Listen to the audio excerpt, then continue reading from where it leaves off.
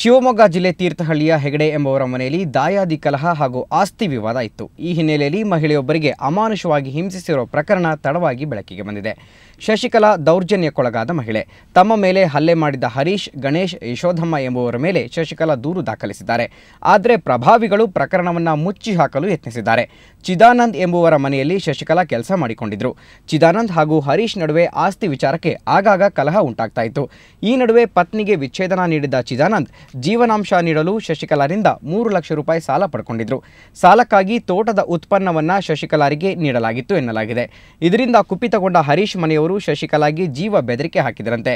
ಈ ಸಂಬಂಧ ಶಶಿಕಲಾ ನೀಡಿದ್ದ ದೂರಿನ ಮೇಲೆ ಪೊಲೀಸರು ಪ್ರಕರಣ ದಾಖಲಿಸಿಕೊಂಡಿದ್ರು.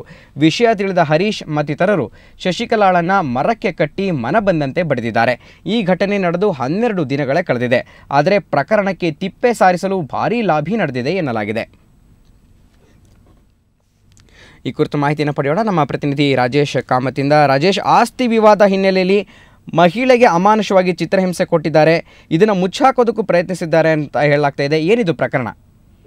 ಗುರುಪ್ರಸಾದ್, ಇದು ತೀರ್ಥಹಳ್ಳಿ ತಾಲೂಕಿನ ಹೆಗಡೆ ಮನೆ ಅನ್ನಲ್ಲಿ ಒಂದು ಶಶಿಕಲಾನ ಹೆಣ್ಣುಮಗಳನ್ನ ಅಮಾನುಷಿಕವಾಗಿ ತೆಂಗಿನ ಮರಕ್ಕೆ ಕಟ್ಟಿ ಹಾಕಿ ಹೊಡೆದಿರ್ತಕ್ಕಂಥ ಪ್ರಕರಣ ಇದು. ಆಕೆ ಆ ಚಿದಾನಂದ್ ಅನ್ನೋವರ ತೋಟದಲ್ಲಿ ಆಕೆ ಒಕ್ಕಲಾಗಿದ್ಲು. ಅಂದ್ರೆ ಆ ಚಿದಾನಂದ್ ಅವರಿಗೆ ಸ್ವಲ್ಪ ಹಣ ಕೊಟ್ಟಿದ್ಲು, ಒಂದು 3 ಲಕ್ಷ ಚಿಲ್ಲರೆ.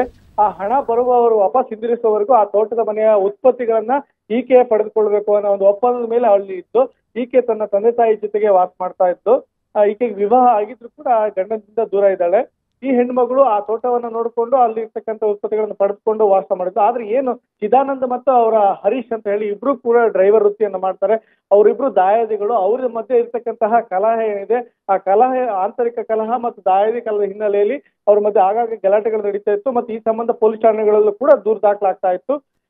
ಈ ಚಿದಾನಂದ ತನ್ನ ಪತ್ನಿಯನ್ನ ಬಿಟ್ಟಿದ್ದ.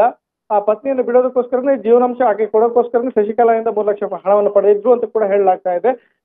ಮತ್ತೆ ಈ ಏನು ಪವಿತ್ರ ಅಂತ ಹೇಳಿ ಚಿದಾನಂದ ಹೆಂಡತಿ ಇದ್ದಾಳೆ, ಆಕೆಗೂ ಮತ್ತು ಹರೀಶ್ಗೂ ಒಂದು ಅನೈತಿಕ ಸಂಬಂಧ ಇತ್ತು ಅಂತ ಹೇಳಿ ಕೂಡ ಒಂದು ರೂಮರ್ ಇದೆ. ಆ ಹಿನ್ನೆಲೆಯಲ್ಲಿ ಆತ ಚಿದಾನಂದ ಪತ್ನಿಯನ್ನು ಬಿಟ್ಟಿದ್ದ ಅಂತ ಕೂಡ ಹೇಳಲಾಗ್ತಿದೆ. ಈ